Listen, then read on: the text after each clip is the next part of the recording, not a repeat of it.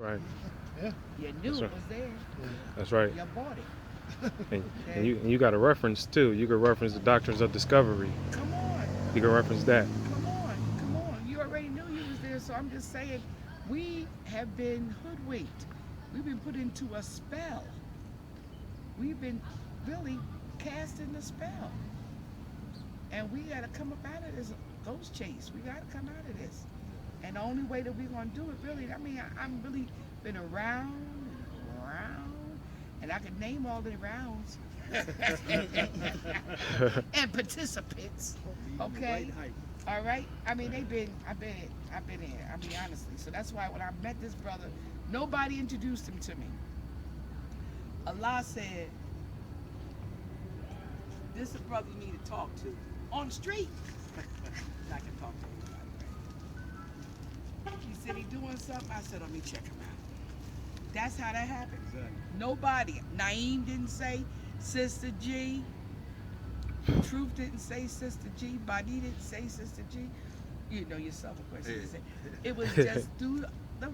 It was just by the divine order. That's And right. everything's in divine order. So all I'm saying to say is that we have been given an assignment from Allah, from the Creator, to bless us with a mission that can be able to do one thing: free ourselves from the illusion. And the only freedom that we have is between our ears. That's our freedom. Representing and orchestrated by what's in our chest. And that's our heart, because he said, render your heart as a sacrifice.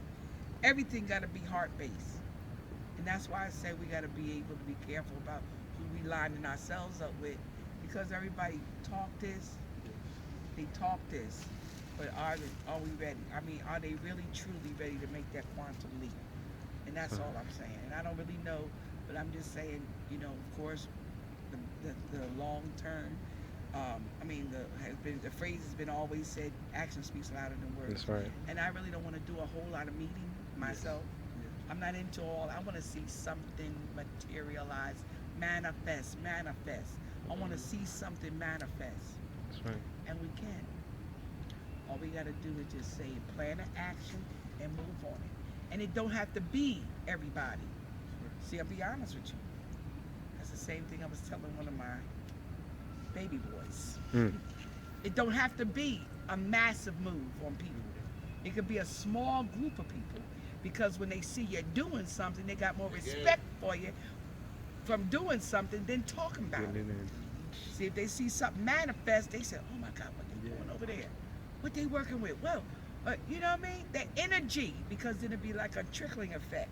You know what I'm saying? For one ring, just like a pyramid or whatever, trickling, whatever, from here to here to here, they'll appreciate more rather than you telling them something, because they can't comprehend. A lot of times they're not on the same frequency that you on.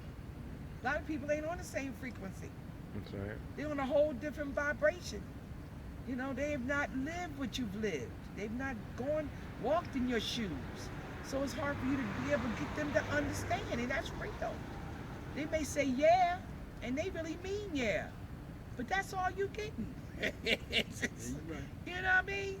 So that's why I say, I think if it's anything, and this is my suggestion, and I'll yield the floor to everyone else, is that really, let's really consider doing something, because it doesn't take a lot. That's right. You really need to just move on something.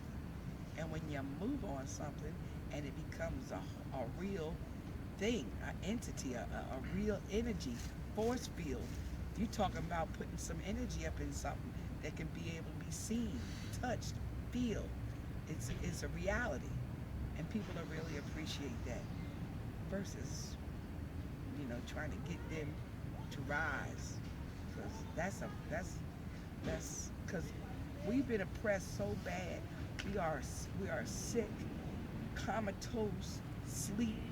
We're on all those planes, man. They don't tell me folks smoking herb, trying to get out the world. Oh, please give me a bug. That's right. You know, for real. That's right. Just trying to get on the other side so they can be able to accept what's going on, and then they get lost in that. And they wake up 2 days After say, oh, I was supposed to do what? Okay? So that's why I'm saying we got to be real to ourselves. That's all. And I just want to yield the floor.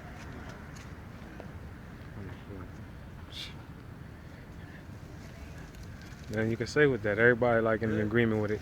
We identify that people got to be purged of their conditions, you know, because we see, especially being an elder, I know you've seen by D2 as well, including Ed, groups and organizations coming out together, and every time we turn around, they placate on the emotions of people, they placate on the pain of the people, and it's always temporarily, you know. So somebody family going through hurt, somebody got shot or killed, we come together and we unify, and yet we don't come in unity on principles of love, of healing, of thinking, of implementing a goal and project. Is always temporarily. So the conditions have to be purged, and that's one of the issues that need to be purged. And it's funny because I was just getting ready to say about what Keep Love Present. The conversation alone is a healing conversation.